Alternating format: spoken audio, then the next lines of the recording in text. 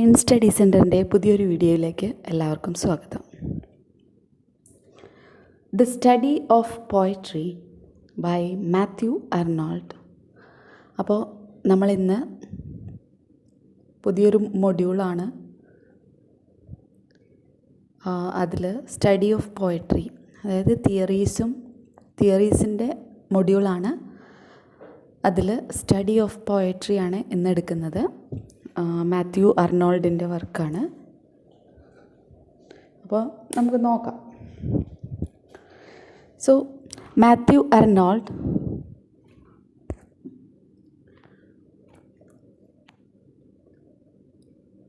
first, he was born in 1822 and died in 1888. So നമുക്ക് മാത്യു അർണോൾഡിനെ പറ്റിയിട്ട് കുറച്ച് ബേസിക് ആയിട്ടുള്ള കാര്യങ്ങൾ ഫസ്റ്റ് നോക്കാം. സോ മാത്യു അർണോൾഡ്, അപ്പോൾ ഇതിൽ ഞാൻ പോയിൻറ്റ്സ് ആണ് കൊടുത്തിട്ടുള്ളത്. ഇനി ബാക്കി എക്സ്പ്ലനേഷൻ ഞാൻ പറയുന്നുണ്ട്, അപ്പോൾ ശ്രദ്ധിക്കാം. So he was 19th century British poet and critic. അപ്പോൾ 19th centuryയിലെ ഒരു ബ്രിട്ടീഷ് പോയറ്റും അതുപോലെ തന്നെ ഒരു at the same time a ക്രിട്ടിക്കുമായിരുന്നു. അപ്പോൾ ഇതൊരു ക്രിട്ടിക്കൽ എസ്സേ ആണ് നമ്മളിപ്പോൾ പഠിക്കാൻ പോകുന്നത്, ദ സ്റ്റഡി ഓഫ് പോയട്രി എന്ന് പറയുന്നത്. അപ്പോൾ മാത്യു അർണോൾഡ് 19th centuryയിലെ ബ്രിട്ടീഷ് പോയറ്റ് ആൻഡ് ക്രിട്ടിക് ആയിരുന്നു. അപ്പോൾ 19th century ബ്രിട്ടീഷ് പോയറ്റ് എന്ന് പറയുമ്പോൾ തന്നെ നമുക്ക് വരുന്നൊരു കാര്യം എന്താണ്? He belongs to Victorian age. So he wrote during the Victorian period. So that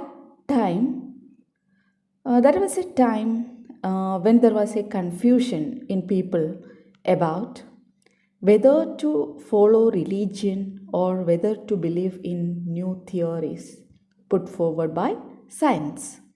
അപ്പോൾ അതൊരു കൺഫ്യൂഷൻ്റെ ടൈമായിരുന്നു വിക്ടോറിയൻ ഏജ് എന്ന് പറയുന്നത്, വിക്ടോറിയൻ പീരിയഡ് എന്ന് പറയുന്നത്. ആ ഒരു ടൈമിലായിരുന്നു he used to write. So അതുകൊണ്ട് തന്നെ അദ്ദേഹത്തിൻ്റെ നെക്സ്റ്റ് പോയിൻ്റ് എന്ന് പറയുന്നത് ഹി വാസ് സേജ് പോയറ്റ്. അപ്പോൾ ഞാൻ പറഞ്ഞു that was a time of confusion. So this confusion is called Victorian dilemma.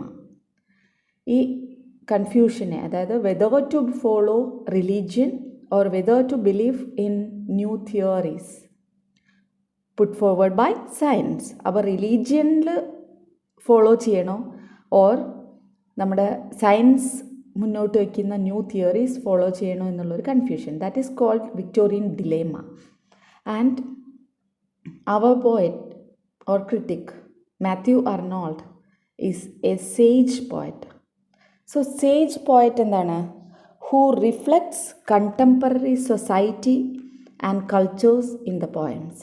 So sage poets reflects contemporary society and cultures in the poems.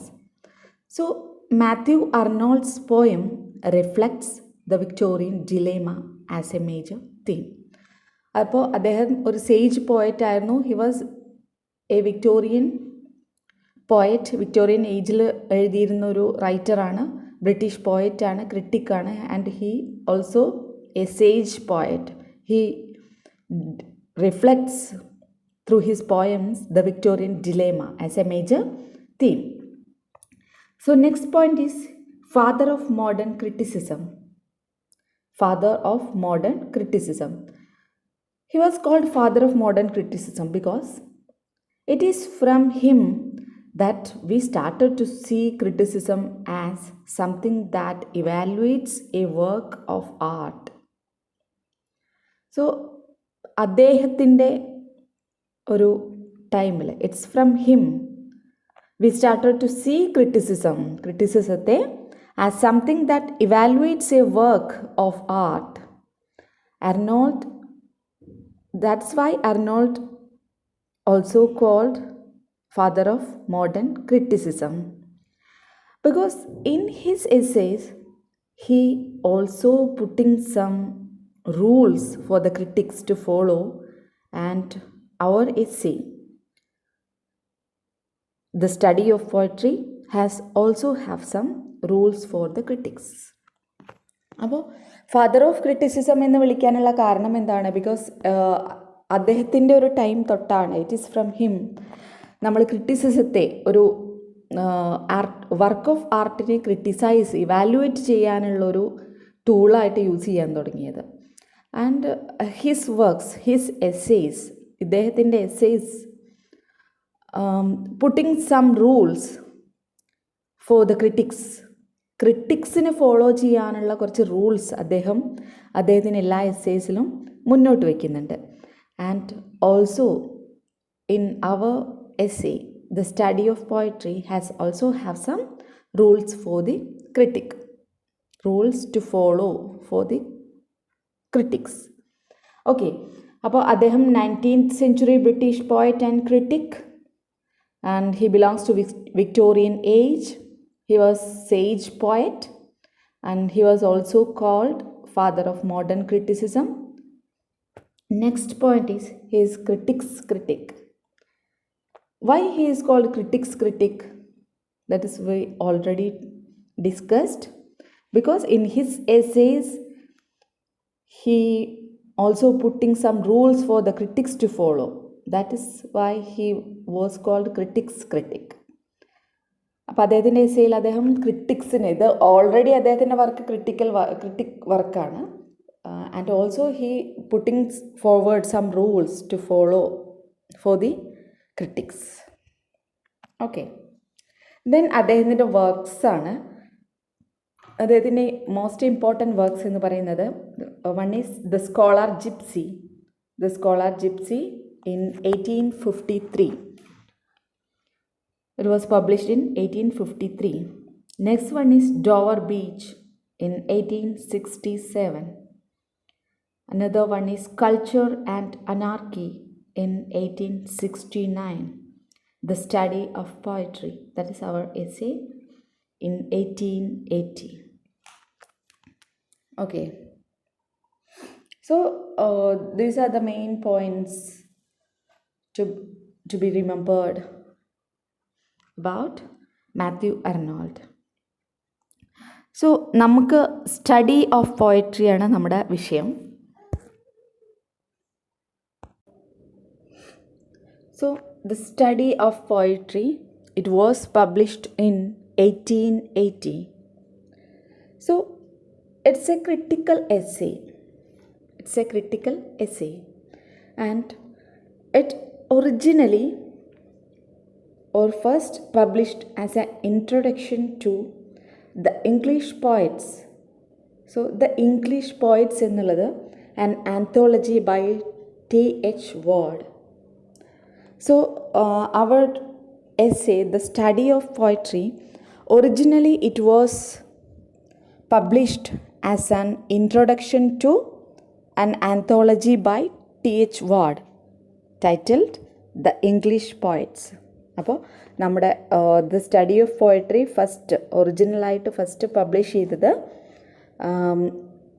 ഒരു anthology T.H. വാർഡിൻ്റെ ഒരു ആന്തോളജിക്ക് introduction ആയിട്ടാണ്. So the title of that anthology is the English poets, and later published in essays in criticism. So later it was published as an individual essay in the collection Essays in Criticism. So first an anthology introduction, published as an introduction to an anthology named The English Poets by T.H. Ward. Later it was published as an individual essay in the collection Essays in Criticism. So next, let us see what influenced Arnold to write this essay. Which are the inspiration for Matthew Arnold to write this essay, this critical essay, The Study of Poetry in 1880. So let's start. So the first point is neoclassical period. So new classical period എന്ന് പറയുമ്പോൾ എന്താണ്, നമുക്ക് first ഓർമ്മ വരുന്ന writers എന്ന് പറയുന്നത് pop, Dryden ഒക്കെയാണ്. Next point എന്ന് പറയുന്നത് റൊമാൻറ്റിസിസമാണ്. വേർഡ്സ്വർത്ത്, കോൾറിഡ്ജ് അവരുടെയൊക്കെ age. And third one is Victorian, that is the age of Mathew Arnold. അപ്പോൾ ഈ 3 പോയിൻറ്റ്സാണ് ഇദ്ദേഹത്തെ ഈ 3 ഏജസ് ആണ് മാത്യു അർണോൾഡിനെ ഈ ഒരു ക്രിട്ടിക്കൽ എസ്സേ എഴുതാൻ വേണ്ടിയിട്ട് ഇൻസ്പയർ ചെയ്തിട്ടുള്ളത്. അപ്പോൾ എങ്ങനെയാണ് ഇത് ഇൻഫ്ലുവൻസ് ചെയ്തതെന്നുള്ളത് നമുക്ക് നോക്കാം. So, we know neoclassical period. It's a time when writers had to follow a lot of rules when they had to write a poem.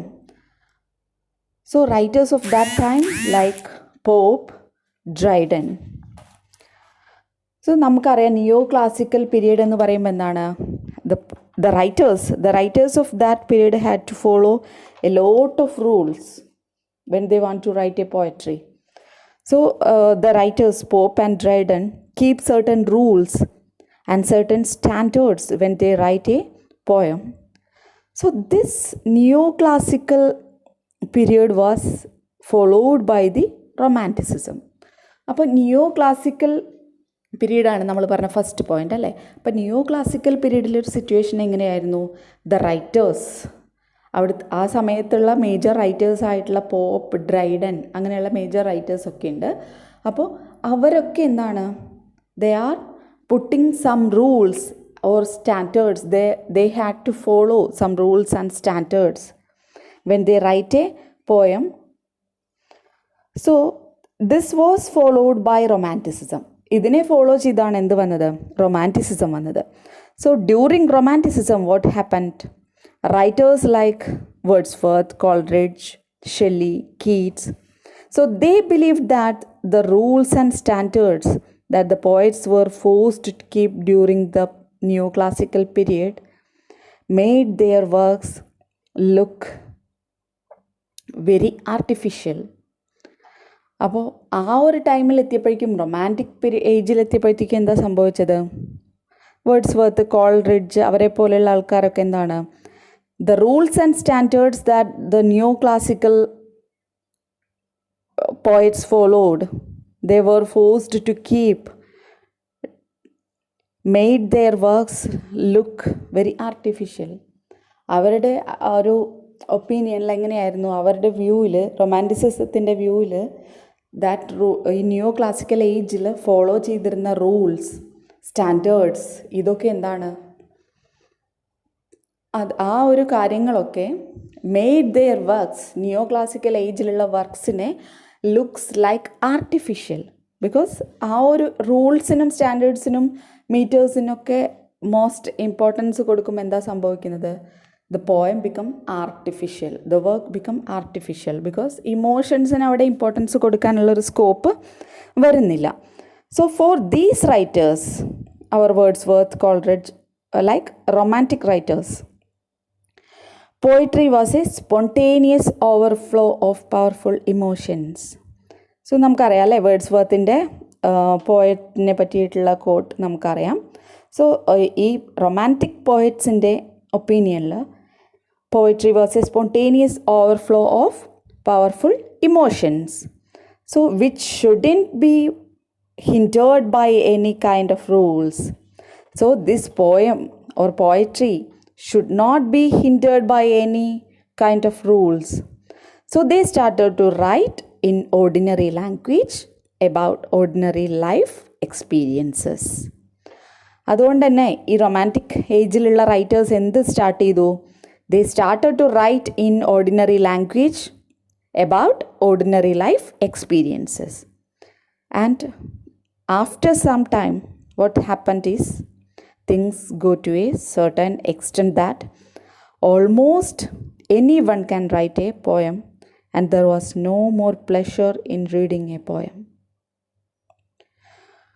അങ്ങനെ പക്ഷേ റൊമാൻറ്റിക് ഏജിലുണ്ടായിരുന്ന ആ പോയട്രിക്കും ഒരു എന്താ പറയുക,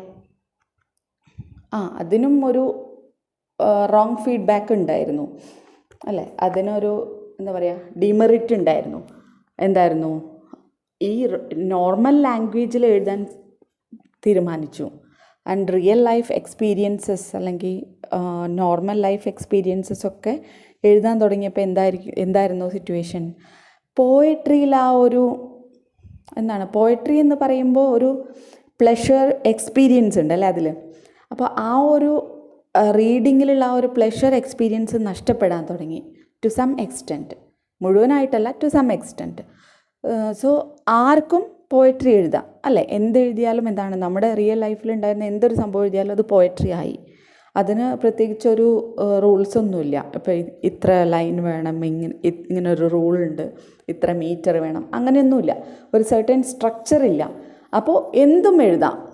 സോ ആ ഒരു പോയട്രിയിലെ റീഡിങ്ങിലുള്ള ആ ഒരു പ്ലഷർ ടു സം എക്സ്റ്റെൻറ്റ് നഷ്ടപ്പെടാൻ തുടങ്ങി. ആ ഒരു പ്ലഷർ നഷ്ടപ്പെടാൻ തുടങ്ങി. So it was during this time, Victorian period, that Arnold started writing. അപ്പോൾ ആ ഒരു ടൈമിലാണ് നമ്മുടെ Matthew Arnold started writing. And he felt it is necessary to put forward some rules or more like guidelines for the poets as well as the critics. അപ്പോൾ നമ്മുടെ മാത്യു അർണോൾഡിന് തോന്നിയത് എന്താണ്? അപ്പോൾ ഈ റൊമാൻറ്റിസിസം കഴിഞ്ഞ ആ ഒരു ടൈമിലാണ് വിക്ടോറിയൻ ഏജ് വരുന്നത്. അപ്പോൾ ഈ ഒരു ടൈമിലാണ് മാത്യു അർണോൾഡ് എഴുതാൻ തുടങ്ങുന്നത്. So he felt like we have to put some rules. Otherwise എന്താ സംഭവിക്കുക? ആർക്കും പോയട്രി എഴുതാം. ആ പോയട്രിയുടെ ഒരു ആസ്വാദനം നഷ്ടപ്പെടുന്ന ഒരു സ്റ്റേജിലാണ്. സോ നമുക്കൊരു certain rules or guidelines, rules ഇല്ലെങ്കിൽ കൂടി guidelines for poets and critics. Criticism വരുമ്പോഴാണ് പോയട്രി കൂടുതലായിട്ട് മുന്നോട്ട് വരുന്നത്. അപ്പോൾ അതുകൊണ്ട് തന്നെ പോയറ്റ്സിനും അറ്റ് ദ സെയിം ടൈം ക്രിട്ടിക്സിനും സം ഗൈഡ് ലൈൻസ് നമുക്ക് പുട്ട് ഫോർവേഡ് ചെയ്യണമെന്ന് മാത്യു അർണോൾഡ് ചിന്തിക്കുകയാണ്. So that the standards of poetry can be raised. അപ്പോൾ മാത്രമാണ് പോയട്രിയുടെ ഒരു സ്റ്റാൻഡേർഡ്. അപ്പോൾ ഈ ഒരു നമ്മുടെ റൊമാൻറ്റിക് ഏജിൻ്റെയൊക്കെ ലാസ്റ്റിൽ പോയട്രിയുടെ ഒരു സ്റ്റാൻഡേർഡ് നഷ്ടപ്പെടുകയാണ്. അതിനെ മുന്നോട്ട് കൊണ്ടുവരാൻ വേണ്ടിയിട്ട് we can raise the standard of poetry by putting some rules or guidelines for the poets and also for the critics. അപ്പോൾ ദീസ് 3 ഏജസ്, നമ്മുടെ നിയോ ക്ലാസിക്കൽ ഏജിലുണ്ടായിരുന്ന പോയറ്റ്സിൻ്റെ റൂൾസ്, നെക്സ്റ്റ് വന്നിട്ട് റൊമാൻറ്റിസിസത്തിൽ വന്നപ്പോഴത്തേക്കും റൂൾസ് എല്ലാം പോയി, അതിൻ്റെ ഒരു സ്റ്റാൻഡേർഡ് നഷ്ടപ്പെടാൻ തുടങ്ങി. അതിന് ശേഷം വന്ന വിക്ടോറിയൻ ഏജിലാണ് മാത്യു അർണോൾഡിൻ്റെ ആ ഒരു റൈറ്റിംഗ് കരിയർ സ്റ്റാർട്ട് ചെയ്യുന്നത്. അപ്പോൾ അദ്ദേഹത്തിൻ്റെ മനസ്സിൽ വന്നിട്ടുള്ള ഐഡിയാസാണ് നമുക്ക് ഈ എസ്സേയിലൂടെ അദ്ദേഹം തരുന്നത്. So these are the inspiration, influences. Okay, അപ്പോൾ ഇനി നമുക്ക് എസ്സേയിലേക്ക് കിടക്കാം. എസ്സേ ഫുള്ളായിട്ട് ലൈൻ ബൈ ലൈൻ അല്ല കേട്ടോ പറയുന്നത്. അതിൽ വെരി ഇമ്പോർട്ടൻറ്റ് പോയിൻറ്റ്സ്, കണ്ടൻറ്റ്സ് എടുത്തിട്ടാണ് നമ്മൾ ഡിസ്കസ് ചെയ്യുന്നത്. Okay, so first Arnold starts by talking about the importance of poetry. അപ്പോൾ നമ്മുടെ എസ്സേ സ്റ്റാർട്ട് ചെയ്യുന്നത് വിത്ത് ഇമ്പോർട്ടൻസ് ഓഫ് പോയട്രി. ഈ എസ്സേ അദ്ദേഹം എഴുതുന്നതിന് എന്തിനു വേണ്ടിയിട്ടാണ്? Raise the standard of poetry. How to raise the standard of poetry എന്നുള്ളതാണ് അദ്ദേഹത്തിൻ്റെ സബ്ജക്റ്റ്. സോ ഇമ്പോർട്ടൻസ് ഓഫ് പോയട്രീനെ പറ്റിയിട്ടാണ് അദ്ദേഹം സ്റ്റാർട്ട് ചെയ്യുന്നത്. സോ ഹി സേസ് ദാറ്റ്, അദ്ദേഹത്തിൻ്റെ ഒരു കോട്ടാണ്, mankind will discover that we have to turn to poetry to interpret life for us, to console us, to sustain us. അപ്പോൾ അദ്ദേഹം പോയട്രി എത്രമാത്രം മാൻകൈൻഡിന് ഇമ്പോർട്ടൻ്റ് ആണെന്ന് കാണിക്കുന്ന ഒരു കോട്ടാണത്. So he says that mankind will discover that we have to turn to poetry to interpret life for us, to console us, to sustain us. So പോയട്രിയുടെ ആ ഒരു പോയട്രി എന്തൊക്കെയാണ് നമുക്ക് എന്നുള്ളതാണ് അതിൽ പറയുന്നത്. Okay, so interpret life for us. Poetry നമുക്ക് ആ ലൈഫ് പിക്ചർ നമുക്കതിൽ നിന്ന് തരും. So we can interpret our own life and to console us. ഒരു എക്സ്റ്റെൻറ്റ് വരെ it consoles. And to sustain us, it helps to sustain our self. So next Arnold disapproves with the ancient Greek philosopher Plato. അത് important പോയിൻ്റാണ് Plato എന്നുള്ളത്. അത് ക്വസ്റ്റ്യനായിട്ട് ചോദിക്കുന്നതാണ്. അപ്പോൾ ഓർത്ത് വയ്ക്കുക. He disapproves with the ancient Greek philosopher. പ്ലേറ്റോനെ എല്ലാവർക്കും അറിയാം, ആൻഷ്യൻറ്റ് ഗ്രീക്ക് ഫിലോസഫറാണ്. So he disapproves with the ancient Greek philosopher Plato,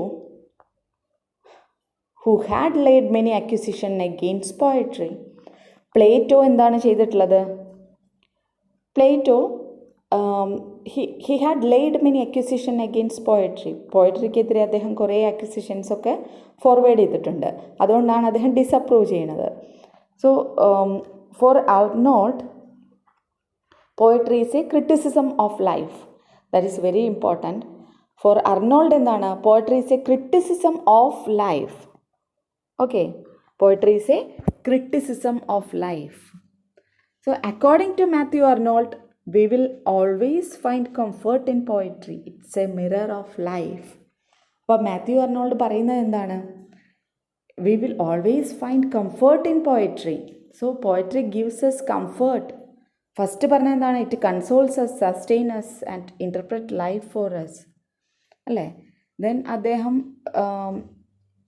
ഈ പോയട്രിക്കെതിരെ മെനി അക്യൂസിഷൻസ് പറഞ്ഞിട്ടുള്ള പ്ലേറ്റോനെ ഡിസപ്രൂവ് ചെയ്തുകൊണ്ട് പറയുന്നത് എന്താണ്? We will always find comfort in poetry. It's a mirror of life.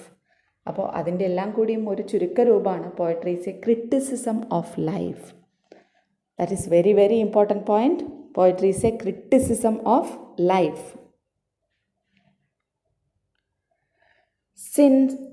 Science, religion or philosophy is incomplete without poetry. അപ്പോൾ Matthew Arnold പറയുന്നത് എന്താണ്? Science ആവട്ടെ, religion ആവട്ടെ, ഫിലോസഫി ആവട്ടെ, everything is incomplete without poetry. So poetry is the base of life. It is a criticism of life. So the human nature and what we are is what is being depicted in poetry. So he says that human nature and what we are is what is being depicted in poetry. So in that case, we will always find comfort in poetry. Because poetry is a mirror to our own lives. According to him, even science or religion or philosophy is incomplete without poetry. അപ്പോൾ ഇത്രയും discuss ചെയ്തത് clear ആണെന്ന് വിചാരിക്കുന്നു. Mankind will discover that we have to turn to poetry to interpret life for us, console us, sustain us. Then അദ്ദേഹം പ്ലേറ്റോനെ disapprove ചെയ്യുന്നു because he had laid many accusation against poetry. Then he says that we will always find comfort in poetry and it's a mirror of life. It's a criticism of life. Even science, religion or philosophy is incomplete without poetry. So these are the points. Clear ആണെന്ന് വിചാരിക്കുന്നു.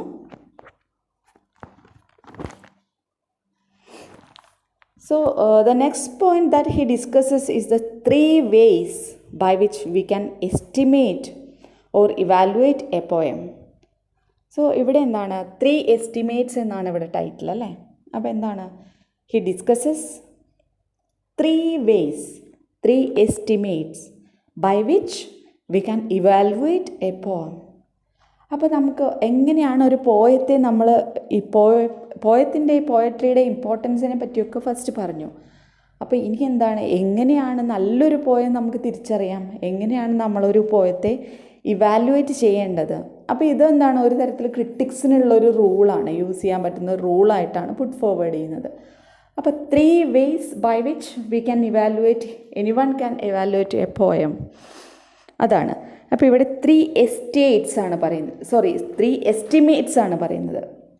3 estimates. Okay. So the 3 estimates are, the first one is historic estimate. Second one is the personal estimate. Third one is the real estimate. അപ്പം നമുക്ക് ഫസ്റ്റത്തെ നോക്കിയിട്ട് പോവാം. The historic estimate. First one is the historic estimate. അപ്പോൾ historic estimate എന്ന് പറയുമ്പോൾ നമുക്ക് ആ ടൈറ്റിൽ തന്നെ മനസ്സിലാക്കാൻ പറ്റും. It is based on historical elements അല്ലേ. അപ്പോൾ അതിൻ്റെ എക്സ്പ്ലനേഷൻ നോക്കാം. Analysing A poem based on historical importance. അപ്പോൾ എന്താണ് ഇവിടെ അനലൈസിങ് എ പോം ബേസ്ഡ് ഓൺ ഹിസ്റ്റോറിക്കൽ ഇമ്പോർട്ടൻസ്. ആ പോയത്തിന് ഹിസ്റ്റോറിക്കലി എത്രത്തോളം ഇമ്പോർട്ടൻസ് ഉണ്ട് അതിനെ ബേസ് ചെയ്തിട്ടൊരു പോയത്തെ ഇവാലുവേറ്റ് ചെയ്യുന്നതാണ് എന്ത്, അനലൈസ് ചെയ്യുന്നതാണ് historical estimate. Okay, so when we use A historical estimate we analyze a poem based on its historical importance and not based on its content. So mostly it affects study of ancient poets or poems. For example, Beowulf. Now Beowulf is very important because endana it is the first written document work that we have. Beowulf is important because it is the first written document work that we have. അതുകൊണ്ട് ആണ് അത് important ആവുന്നത്. അല്ലാതെ അതിൻ്റെ content വെച്ചിട്ടാണോ നമ്മൾ ബിയോവോൾഫിനെ അതിൻ്റെ importance വന്നത്? അല്ല, because it is the first written document. അതുകൊണ്ട് മാത്രമാണ് അതിന് എത്രയധികം ഇമ്പോർട്ടൻസ് കിട്ടിയിട്ടുള്ളത്. സോ നമ്മളൊരു വർക്കിനെ ഹിസ്റ്റോറിക് എസ്റ്റിമേറ്റ് വെച്ചിട്ട് അനലൈസ് ചെയ്യുന്നത് എങ്ങനെയാണ്? Based on its historical importance. അപ്പോൾ ആ ഹിസ്റ്റോറിക്കൽ എലമെൻറ്റിൽ ബേസിൽ മാത്രം ഒരു വർക്ക് ഇമ്പോർട്ടൻ്റ് ആവുകയാണെങ്കിൽ എന്താണ്, അത് ഹിസ്റ്റോറിക്കൽ എസ്റ്റിമേറ്റിൻ്റെ അണ്ടറിൽ വരുന്ന അനലൈസിങ് ആണ്. ഓക്കെ, അപ്പോൾ നമ്മളെ ബിയോവോൾഫ് എന്ന് പറയുന്നത് എന്താണ്? The story or the style or any such elements of creativity do not have importance in the case of Beowulf. So അതുകൊണ്ട് തന്നെ അതിൻ്റെ ഹിസ്റ്റോറിക്കൽ എലമെൻറ്റ് മാത്രമാണ് അവിടെ ഇമ്പോർട്ടൻ്റ് ആയിട്ട് എടുത്ത് പറയുന്നത്. And the problem with the historical estimate is that it raises the poetry to a higher level and stops us from seeing its weaknesses. So what is the drawback of this historical estimate?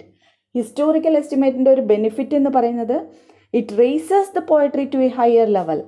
ഇപ്പോൾ ബിയോവോൾഫൊക്കെ ആണെങ്കിലും അതിൻ്റെ higher level എത്തിച്ചിട്ടുണ്ട്. എന്തുകൊണ്ടാണ്? It is the first written documented work that we have available to us അല്ലേ. So it raises its importance to a higher level.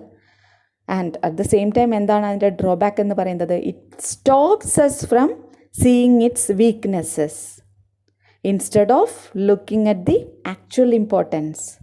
So നമുക്കതിൻ്റെ actual importance മനസ്സിലാക്കാൻ പറ്റാതെ വരും അവിടെ അല്ലേ. നമ്മളതിൻ്റെ വീക്ക്നെസ് കാണാനുള്ളൊരു ചാൻസ് അവിടെ ഇല്ല. സോ ഓർ ദ ഷോർട്ട് കമ്മിങ്സും നമുക്കവിടെ മനസ്സിലാക്കാൻ സാധിക്കില്ല. We will start giving importance to the historical significance. Thus Arnold doesn't approve of the historical estimate. അപ്പോൾ അതുകൊണ്ടാണ് അവിടെ ഫാലസി എന്ന് കൊടുത്തിട്ടുണ്ട് ബ്രാക്കറ്റിൽ ഞാൻ. അപ്പോൾ ഇൻ മാത്യു അർണോൾഡ് പറയുന്നത് ഹിസ്റ്റോറിക്കൽ എലമെൻസിൻ്റെ ബേസിൽ ഒരു വർക്കിനെ അനലൈസ് ചെയ്യുന്നതിനാണ് ഹിസ്റ്റോറിക്കൽ എസ്റ്റിമേറ്റ് എന്ന് പറയുന്നത്. സോ അതിൻ്റെ ഒരു അതിൻ്റെ ഒരു ഹിസ്റ്റോറിക്കൽ എസ്റ്റിമേറ്റ് മെയിൻലി എഫക്റ്റ് ചെയ്യുന്നത് എങ്ങനത്തെ വർക്കിനെയാണ്? ആൻഷ്യൻറ്റ് പോയറ്റ്സ് അല്ലെങ്കിൽ ആൻഷ്യൻറ്റ് വർക്ക്സിനെയാണത് എഫക്റ്റ് ചെയ്യുന്നത്. അപ്പോൾ ബിയോവോൾഫാണ് അവിടെ എക്സാമ്പിളായിട്ട് അദ്ദേഹം എടുത്ത് പറയുന്നത്. ബിയോവോൾഫിൻ്റെ സ്റ്റൈലോ കണ്ടൻറ്റോ ഒന്നും നമ്മളെ ബാധിക്കുന്നേയില്ല. Because it is very much important as it is the only first written document of work we have. So അവിടെ എന്താണ്, ആ വർക്കിൻ്റെ ഇമ്പോർട്ടൻസ് ഹയർ ലെവലിൽ എത്തിക്കുന്നുണ്ട് historical estimate. But at the same time we can't analyse the drawbacks, the faults, the weaknesses of that work അല്ലേ. നമുക്കതൊന്നും കാണാനായിട്ട് the actual importance മനസ്സിലാക്കാനായിട്ട് അത് സാധിക്കുന്നില്ല. അതുകൊണ്ട് തന്നെ Matthew Arnold doesn't approve of the historical estimate. That is why it's called fallacy. Okay, അപ്പോൾ first estimate മനസ്സിലായി എന്ന് വിചാരിക്കുന്നു, ക്ലിയർ ആണെന്ന് വിചാരിക്കുന്നു, സിമ്പിളാണ്. ദെൻ നെക്സ്റ്റിലേക്ക് പോവാം. Next one is the personal estimate. Okay, so the second estimate is the personal estimate, which is analyzing a poem based on personal taste, likes, dislikes of the reader, and so on. So analyzing a poem based on personal taste, likes, and dislikes of the reader. നമ്മുടെ ഇഷ്ടങ്ങളനുസരിച്ച് personal ടേസ്റ്റും ലൈക്സും ഡിസ്ലൈക്കും ഒക്കെ അനുസരിച്ചാണ് reader ഇവിടെ analyse ചെയ്യുന്നത്. So, for instance, someone who doesn't appreciate fantasy elements in the novel might not like even the best novel in the fantasy. അല്ലേ? അവിടെ എന്താണ്, നമുക്കിപ്പോൾ ഒരു പോയിൻ്റ് ഇഷ്ടമല്ലെങ്കിൽ അവിടെ എന്താണ്, നമ്മൾ അത് വരുന്ന ഒരു നോവലും അവിടെ അപ്രീഷിയേറ്റ് ചെയ്യില്ല, അത് വരുന്ന ഒരു വർക്കും നമ്മൾ ഇഷ്ടപ്പെടില്ല, അല്ലേ? ഇപ്പോൾ ഫാൻറ്റസി ഇഷ്ടപ്പെടാത്ത ഒരാൾക്ക് എന്താണ്, ഫാൻറ്റസിയിലെ ഏറ്റവും ബെസ്റ്റായിട്ടുള്ള വർക്ക് പോലും അദ്ദേഹത്തിന് അവിടെ അംഗീകരിക്കാനായിട്ട് പറ്റില്ല. So the confusion made is based on personal likes and dislikes. The conclusion made will be based on personal likes and dislikes, അല്ലേ? അപ്പോൾ ഓരോരുത്തർക്കും ഡിഫറെൻ്റ് ആയിട്ടുള്ള പേഴ്സണൽ ടേസ്റ്റുകളായിരിക്കും. So Arnold doesn't support this kind of estimate too. So ഇത് mainly affect ചെയ്യുന്നത് ആരെയാണ്? Affects the study of modern or contemporary poets. Modern or contemporary റൈറ്റിങ്സിനെയാണ് ഇത് മെയിനായിട്ട് ബാധിക്കുന്നത്. കാരണം അവിടെ ഓരോരുത്തർക്കും ഉള്ള ലൈക്സും ഡിസ്ലൈക്സും അനുസരിച്ചാണ് അവർ ഓരോ വർക്കിനെ അനലൈസ് ചെയ്യുന്നത്. അതുകൊണ്ട് തന്നെ അവർക്കൊരു കോമൺ ഫീഡ്ബാക്ക് കിട്ടില്ല അവിടെ. Thus in short, the historical estimate and the personal estimate are not to be used. They are fallacies. So what we actually should use is the another estimate, third estimate. അപ്പോൾ ഇവിടെ personal estimate എന്താണെന്ന് പറഞ്ഞു, അതിൻ്റെയും ബ്രാക്കറ്റിൽ എന്താണ്, fallacy എന്നിട്ടിട്ടുണ്ട്. അപ്പോൾ first വണ്ണിൽ എന്താണ്, ഹിസ്റ്റോറിക്കൽ എലമെൻറ്റ്സ് മാത്രമാണ് അവിടെ ഹൈലൈറ്റ് ചെയ്യപ്പെടുന്നത്. ദ അതർ വീക്ക്നെസ്സസ് അല്ലെങ്കിൽ റോങ് ആയിട്ടുള്ള കാര്യങ്ങളൊന്നും നമുക്കതിൻ്റെ ആക്ച്വൽ ഇമ്പോർട്ടൻസ് മനസ്സിലാക്കാൻ അവിടെ സാധിക്കുന്നില്ല. At the same time personal എസ്റ്റിമേറ്റിൽ എങ്ങനെയാണ്, പേഴ്സണൽ ലൈക്സും ഡിസ്ലൈക്കും ഒക്കെയാണ് അവിടെ എടുത്ത് കാണിക്കുന്നത്, അല്ലേ? അപ്പോൾ അവിടെയും ഓരോരുത്തരുടെയും പേഴ്സണൽ ടേസ്റ്റുകൾ ഡിഫറെൻ്റ് ആണ്. അതുകൊണ്ട് തന്നെ ആ വർക്കിനെയും നമുക്ക് ആക്ച്വൽ ഫീഡ്ബാക്ക് കിട്ടുന്നില്ല, ആക്ച്വൽ ഇമ്പോർട്ടൻസ് മനസ്സിലാക്കാൻ സാധിക്കുന്നില്ല. ഓരോരുത്തരും ഡിഫറെൻറ്റ് ടേസ്റ്റ് ആയിരിക്കും. അതുകൊണ്ട് തന്നെ Arnold doesn't support these two estimates. They two are fallacies. അപ്പോൾ നമ്മുടെ മാത്യു അർണോൾഡ് മുന്നോട്ട് വയ്ക്കുന്ന, യൂസ് ചെയ്യണമെന്ന് പുട്ട് ഫോർവേഡ് ചെയ്യുന്ന ദ തേർഡ് എസ്റ്റിമേറ്റ് എന്താണെന്ന് നമുക്ക് നോക്കാം. സോ ദാറ്റ് ഈസ് നമ്മുടെ Matthew, what we actually should use is the real estimate എന്നാണ് മാത്യു അർണോൾഡ് പറഞ്ഞത്. സോ റിയൽ എസ്റ്റിമേറ്റ് എന്താണെന്ന് നമുക്ക് നോക്കാം. So the real estimate that is unbiased, ഒന്നിനും ബയാസ്ഡ് അല്ല അത്. And unlike the earlier to.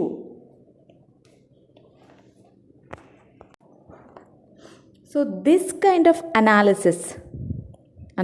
analysis using real estimate will help us to read the work with an open eye. അല്ലേ, ഒരു read with an open eye നമുക്കവിടെ possible ആണ്. So we would not be blind to its faults any more. നമുക്ക് അതിൻ്റെ ഒരു false elements നമുക്ക് ഒരിക്കലും മിസ്സാവുന്നില്ല. We would not be blind, and there also is a kind of objectivity. There should be a kind of objectivity when we analyze a work using the real estimate. Because we are not giving much importance to the historical significance, nor are we giving much importance to one's personal taste and dislikes. So this will help us to understand the actual worth of a work. അതുകൊണ്ട് തന്നെ നമ്മൾ അവിടെ historical എലമെൻറ്റിനാവട്ടെ, historical significance ആവട്ടെ, അല്ലെങ്കിൽ നമ്മുടെ personal taste, like dislike ആവട്ടെ, ഇങ്ങനെ ഒരു എലമെൻറ്റിനും we are not giving any importance to any such elements when we analyze a work. So we can analyze a work unbiased, we can read with an open eye, we would not be blind to any faults of that work, and there should be a kind of objectivity, and we will help to understand actual worth of a work. So these are the points to be remembered in the real estimate. So ഈ ഒരു points ഒക്കെ വെച്ചിട്ട് തന്നെ നമുക്ക് മനസ്സിലാവുന്നുണ്ട് അല്ലേ. അപ്പോൾ 3 estimates, എന്തിനാണ് 3 estimates? To analyse, to evaluate a poem അല്ലേ. അപ്പോൾ historical estimate, personal estimate and the real estimate. അപ്പോൾ first 2 are fallacies.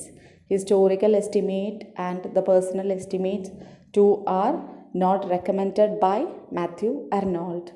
And the third one, the real estate, that's what we should follow while analyzing a poem or any work.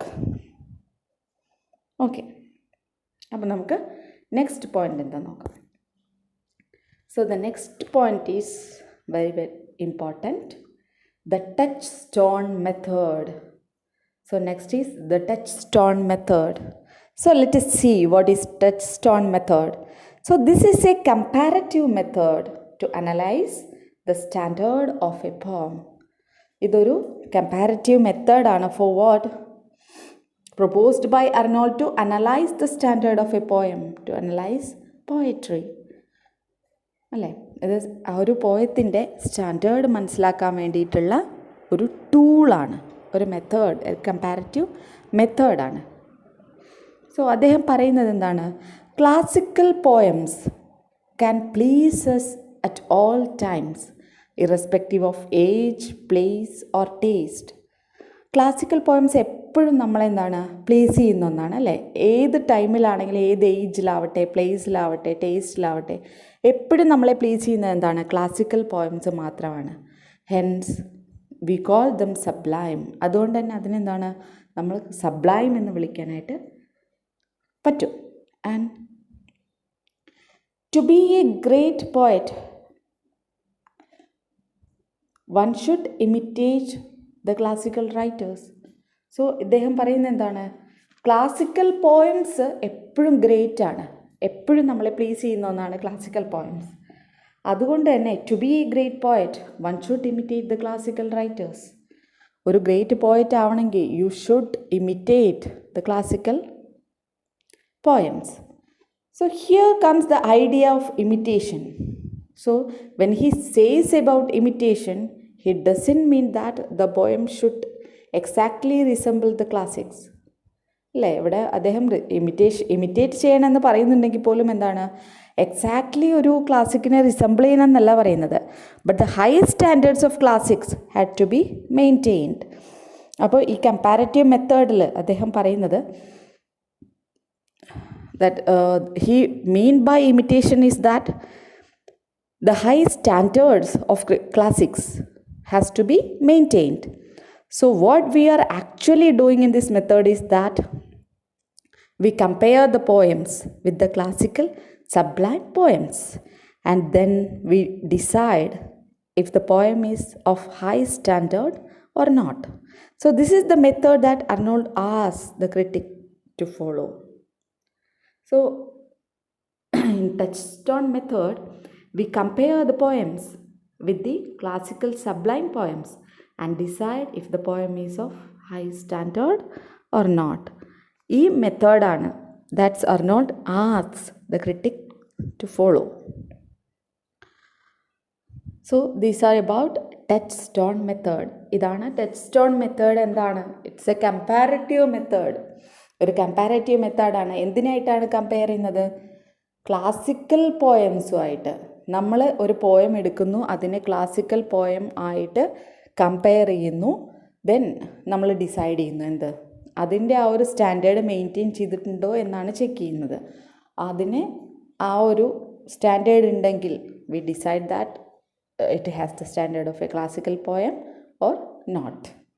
അപ്പോൾ this is the comparative method or this is what we call the touchstone method put forward by Matthew Arnold. Okay.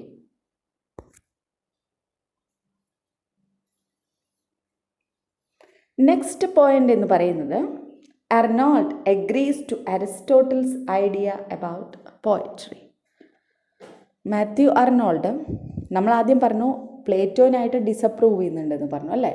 പ്ലേറ്റോനെ എന്താണ് disapprove ചെയ്യാൻ കാരണം? Because accusation against poetry.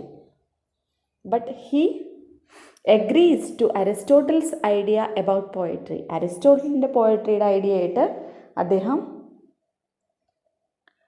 Agree ചെയ്യുന്നുണ്ട്.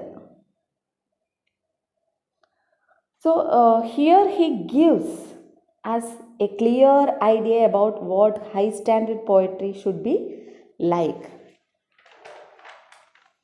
And in this matter he agrees to Aristotle's idea. So what is Aristotle's idea? The best form of poetry should have high truth. It is a combination of high truth, high seriousness and superior diction. അപ്പോൾ 3 points ആണ്. 3 pointsൻ്റെ ഒരു combination, that is the combination of a high standard poetry. So he gives us a clear idea about the standard poetry. What is the combination of a standard poetry? എന്തൊക്കെ elements mix ആകുമ്പോഴാണ് standard poetry ഉണ്ടാകുന്നത്? The 3 points are high truth, high seriousness and superior diction. So the best form of poetry should have high truth, high seriousness and superior diction. So this is very similar to the poems that we were written by the neoclassics. So it is based on this that Arnold starts to classify writers as classics and non-classics later in this essay. അപ്പോൾ ഈ ഒരു element വെച്ചിട്ടാണ് അദ്ദേഹം പോയറ്റ്സിനെയൊക്കെ analyse ചെയ്തത്. അത് നമുക്ക് ഓരോ പോയറ്റ്സിനെ analyse ചെയ്യുന്നുണ്ട്. അത് ഈ എസ്സേയിൽ ലേറ്റർ നമ്മൾ ഡിസ്കസ് ചെയ്യുന്നുണ്ട്. ഓക്കെ.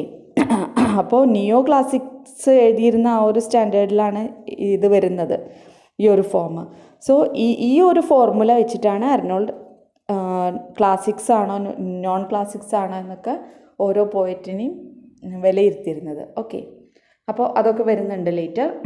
അപ്പോൾ ഇവിടെ best combination, best form of poetry ഓർത്ത് വയ്ക്കുക: high truth, high seriousness and superior diction. Okay, clear? അപ്പോൾ നമ്മൾ പറഞ്ഞു ഓരോ പോയറ്റ്സിനെയും അനലൈസ് ചെയ്യുന്നുണ്ട്. അത് later in this essay we can see it later. But here before that he gives us an idea about French poetry. He discusses on French poetry. So he talks about French poetry. Okay. So French poetry ne pattittu ivide parayunna endana, it is very important because it has a huge influence on England's poetry. That's why talking about French poetry is that much important. So the poetry of Southern France influenced Italian literature, and the poetry of Northern France influenced English poetry. Okay, so അത് ക്വസ്റ്റ്യനിൽ വരുന്നതാണ്. The poetry of Southern France had influenced Italian literature, and the poetry of Northern France had influenced English poetry or English literature. So നമ്മുടെ Arnold, he doesn't appreciate French poetry because he says that he thinks that they are only important from a historical point of view. And as we have told, the English poetry was influenced by the French poetry, but this lacked the kind of seriousness, diction or truth that Arnold is expecting from poetry. So അദ്ദേഹം എന്താണ്, Arnold doesn't appreciate French poetry. ഇതിന് French poetry important ആവുന്നത് എങ്ങനെയാണ്? It has influence on England's poetry. അതാണ് the poetry of southern France influenced Italian literature and poetry of northern France influenced English poetry or English literature. But Arnold doesn't appreciate French poetry. എന്തുകൊണ്ടാണ്?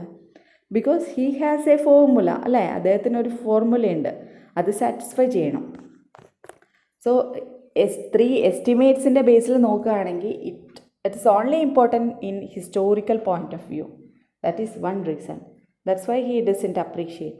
And they also lack seriousness, truth and diction. അപ്പോൾ അദ്ദേഹം ഒട്ടും അംഗീകരിക്കില്ല, അല്ലേ? So French poetry not classic. doesn't belong to classic. So from here, after this, Arnold is analyzing some great poets of all times, and he is giving his suggestion that whether they were classics or not. So we can start with the father of English literature, that is Geoffrey Chaucer. So Matthew Arnold begins with Chaucer, the writer of 14th century, called the father of English literature or even poetry. So Chaucer was a writer who was very much influenced by French and Italian poetry. But according to Arnold, his importance doesn't come from historical estimate but from a real estimates, because his subject and style were highly superior. But what he lacks is his seriousness. So, a high seriousness that is required for poetry. Thus, Arnold doesn't classify him as a classic. He is not a classic according to Arnold. അപ്പോൾ first നമ്മുടെ ഈ estimate വെച്ചിട്ടും at the same time അദ്ദേഹത്തിൻ്റെ ആ ഒരു formula ഉണ്ട്, അല്ലേ? റൂളുണ്ട്. അത് വെച്ചിട്ടുമാണ് അദ്ദേഹം ഓരോ പോയറ്റ്സിനെയും റൈറ്റേഴ്സിനെയും അനലൈസ് ചെയ്യുന്നത്. Belongs to different ages. So first Geoffrey ചോസറിനെയാണ് ചൂസ് ചെയ്തത്. 14th century റൈറ്ററാണ് and even the father of English literature, classical അല്ല എന്നാണ് അദ്ദേഹം അനലൈസ് ചെയ്യുന്നത്. Okay, so actually Geoffrey Chaucer influenced by French and Italian poetry. But ഇദ്ദേഹം പറയുന്നത് his importance doesn't come from historical estimate. ആ historical importance മാത്രമല്ല Geoffrey ചോസറിനുള്ളത്, but his importance come from real estimate. That's his poetry is good, but his style, subject are superior. സ്റ്റൈലും content എല്ലാം സുപ്പീരിയറാണ്. But what happened? He lacks seriousness. Seriousness, നമ്മുടെ combination എങ്ങനെയാണ്? High truth, seriousness and superior diction, അല്ലേ? So he lacks seriousness. That is very important point. Remember, he lacks seriousness, thus not a classic. So Geoffrey Chaucer is not a classic. Okay, clear ആണെന്ന് വിചാരിക്കുന്നു. Let's move on to next person, that is John Milton and William Shakespeare. So John മിൽട്ടൻ്റെയും William ഷേക്സ്പിയറിൻ്റെയും works ഒക്കെ എടുത്തിട്ട് analyse ചെയ്യുമ്പോൾ he considered both to be classics. അവർ രണ്ടുപേരും എന്താണ്, ക്ലാസിക്സ് ആയിട്ട് അംഗീകരിക്കുന്നുണ്ട്. കാരണം എന്താണ്? They have their importance come from not only from historical estimate, it comes from real estimate, and the style, content also superior, and there is truth, seriousness and superior diction. So he called both John Milton and William Shakespeare as both classics. Okay, So നമ്മൾ Joffrey ചോസറിനെ പറഞ്ഞു he is not a classic because he lacks high seriousness, the content of seriousness. Okay, so next, John Milton and William Shakespeare, both are classics. Okay, so next is John Dryden and Alexander Pope. നമുക്ക് John Dryden and Alexander പോപ്പിനെ നോക്കാം. They belongs to 18th century.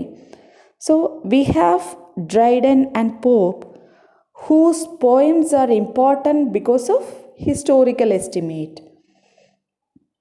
Historical estimate they were important. So even though their poetry was not so good, they wrote very good prose. So Arnold thinks that they are classics but of prose, not of poetry. നമുക്ക് ഡ്രൈഡൻ്റെയും പോപ്പിൻ്റെ എല്ലാം 18th centuryയുടെ historical എസ്റ്റിമേറ്റിൽ both are great poets but wrote prose better than poetry. Arnold says that they wrote prose better than poetry. So they are classics not of poetry but of prose. They are prose classics. Okay, അപ്പോൾ first Joffrey Chaucer is not a classic, but John Milton and William Shakespeare are classics. John Dryden and Alexander Pope are classics not of poetry but of prose. Okay, so next one is Thomas Gray. And about Thomas Gray, even though he did not write a lot of poems, അദ്ദേഹം ഒരുപാടൊന്നും എഴുതിയിട്ടില്ല. He did not write much poems. The few poems that he wrote were of high value. Thus, he is considered to be a classic. അദ്ദേഹം ഒരുപാട് poems ഒന്നും എഴുതിയിട്ടില്ല, വളരെ കുറച്ചേ എഴുതിയിട്ടുള്ളൂ. But what he wrote had high poetic value. അദ്ദേഹത്തിൻ്റെ real estimate value വരുന്നുണ്ട്. അതുപോലെ തന്നെ ട്രൂത്ത്, സീരിയസ്നെസ്, ഡിക്ഷൻ എല്ലാ കോമ്പിനേഷനിലും എന്താണ് ഹൈ പോയറ്റിക് വാല്യൂ ഉള്ള പോയംസ് എഴുതിയിരിക്കുന്ന ആളാണ് നമ്മുടെ Thomas Gray. So he is a classic. So next one. So the next person is our Robert Burns. Next is Robert Burns. Like Geoffrey Chaucer, John Milton and William Shakespeare, John Dryden and Alexander Pope, Thomas Gray, and next is Robert Burns. So who is the Robert Burns? Is a Scottish writer. He is a Scottish poet. So Arnold thinks that Burns is a better poet in Scottish than English. So his poetry has content and style, but like Chaucer, he lacks seriousness. Thus, he is not considered to be a classic. Actually, he is a better poet in Scottish, his own language, because he is a Scottish poet. So, he is a better poet in Scottish than English. അദ്ദേഹം ഒരു better Scottish ലാംഗ്വേജിൽ അദ്ദേഹം better poet ആയിരുന്നു. But his poetry has content and style. He has high content and style. But like Chaucer, like our Geoffrey Chaucer, he lacks seriousness. Thus, he is not a classic. He is not considered to be a classic by Matthew Arnold. So, finally, he takes the romantic poets, the romantics. That is, there comes Lord Byron, P.B. Shelley, William Wordsworth. Okay, so Arnold doesn't evaluate them. He doesn't actually takes a stand about them. He has not taking any stand and any consistent stand, because he thinks that Since their age was very close to his age, he might have a personal bias when he talks about them, and he also thinks that their poetry is of personal nature. So Lord Byron, P.B. Shelley, William Wordsworth, ഇവരൊക്കെ എന്താണ് romantics ആണ് അല്ലേ. So Arnold doesn't evaluate these poets because why? Because they are closer to his age. So he thinks that there may be some personal bias. Thus he will have a personal bias when he talks about them. So, and he also agrees that their poetry is of personal nature. They are romantics. So romantics എന്തായിരുന്നു? They gave importance to personal emotions and experiences അല്ലേ. So ഇത്രയും പോയറ്റ്സിനെ പറ്റിയാണ് അദ്ദേഹം evaluate ചെയ്തത് അല്ലേ. അപ്പോൾ ആരൊക്കെയായിരുന്നു വന്നത്? ജോഫ്രി ചോസർ, നമ്മുടെ ഫാദർ ഓഫ് ഇംഗ്ലീഷ് ലിറ്ററേച്ചർ ആയിട്ടുള്ള Geoffrey Chaucer, his not a classic. John Milton and William Shakespeare considered to be classics. Then John Dryden and Pope, they are classics but of prose. And Thomas Gray is considered to be a classic, and Robert Burns is not a classic. So Geoffrey Chaucer and Robert Burns considered not to be a classic because they lack seriousness. And finally, he evaluated romantics, P.B. Shelley, Byron, and William Wordsworth. So when we come to the end of the essay, he ends the essay by talking about self-preservation of classics. That is, according to him, human nature will remain the same throughout the years. Human nature will always remain the same throughout the years, all ages. Thus, people will continue to enjoy works which are written about human nature. So people will continue to enjoy works on human nature. This was the topics of the classics, and thus the classics that wrote on human nature will preserve themselves and stand the rest of time. അപ്പോൾ self preservation of classics പറഞ്ഞുകൊണ്ടാണ് അദ്ദേഹം end ചെയ്യുന്നത് essay. അപ്പോൾ അദ്ദേഹം എന്താണ് പറയുന്നത്? Human nature എപ്പോഴും through out the years human nature will remain the same. അതുകൊണ്ട് തന്നെ ആ ഹ്യൂമൻ നേച്ചറിനെ പറ്റിയിട്ടാണ് ക്ലാസിക്കൽ വർക്ക്സൊക്കെയും എഴുതപ്പെട്ടിട്ടുള്ളത്. അതുകൊണ്ടാണ് classic works preserve themselves and stand rest of time. So people will continue to enjoy works on human nature. So basically here എന്താണ്? Arnold is trying to raise the standards of poetry that is come down after romantic period. നമ്മൾ first സ്റ്റാർട്ടിങ്ങിൽ പറഞ്ഞിട്ടുണ്ടായിരുന്നു അല്ലേ? ആ ക്ലാസിക്സിൻ്റെ self preservation കാണിച്ചുകൊണ്ട് അദ്ദേഹം motivate ചെയ്യാണ് നമ്മളെ. ഹ്യൂമൻ നേച്ചർ എപ്പോഴും ഒരുപോലെ തന്നെ ആയിരിക്കും. അതുകൊണ്ട് തന്നെ ആ നേച്ചറിനെ പറ്റി എഴുതപ്പെട്ടിട്ടുള്ള ക്ലാസിക്സ് പോലെയുള്ള വർക്ക്സ്, ക്ലാസിക്സിൻ്റെയൊക്കെ മെയിൻ തീം അതാണ്. അപ്പോൾ അതുപോലെ എഴുതുന്ന works people will continue to enjoy. So he tries to raise the standard of poetry which come down after romanticism അല്ലേ. നിയോ ക്ലാസിക്കൽ ഏജിൽ സർട്ടൻ റൂൾസൊക്കെ ഉണ്ടായിരുന്നെങ്കിൽ കൂടി അതിനെ തകർത്തുകൊണ്ടാണ് റൊമാൻറ്റിസിസം വന്നത്. റൊമാൻറ്റിസിസം വന്നപ്പോൾ എന്ത് സംഭവിച്ചു? നാച്ചുറൽ ലാംഗ്വേജ്, ഓർഡിനറി ലാംഗ്വേജിൽ എഴുതാൻ തുടങ്ങി, ഓർഡിനറി ലൈഫിനെ പറ്റി എഴുതാൻ തുടങ്ങി. സോ ഒരു പോയട്രി എന്ന് പറയുമ്പോൾ പോയട്രി ആണെന്ന് തിരിച്ചറിയാൻ പറ്റാത്തൊരവസ്ഥ അല്ലേ. അപ്പോൾ അങ്ങനെയുള്ളൊരു അവസ്ഥയിലേക്ക് വരുമ്പോൾ the standard come down. So he actually tries to raise the standard of poetry that is come down after romantic period. For this he asks the poet to keep the high truth, the high seriousness and high diction while writing poetry. And at the same time he also asks the critics to evaluate these poems by comparing it with the classics. അപ്പോൾ poetry അല്ലെങ്കിൽ പോയറ്റ്സിനുള്ള ഒരു combination തരുന്നുണ്ട് അല്ലേ. High truth, high seriousness, high diction, ഇതൊക്കെ ചേർന്നിട്ട് വേണം ഒരു poetry എഴുതാൻ വേണ്ടിയിട്ട്. ഇനി ക്രിട്ടിക്സിനും കുറച്ച് റൂൾസ് തരുന്നുണ്ട്. എന്താണ്? ഈ പോയത്തെ ഇവാലുവേറ്റ് ചെയ്യേണ്ടത് 3 എസ്റ്റിമേറ്റ്സ് വെച്ചിട്ട് ഇവാലുവേറ്റ് ചെയ്യണം. അറ്റ് ദ സെയിം ടൈം എന്ത് വേണം? They should be compared with classic poems. We can evaluate, that is touchstone method.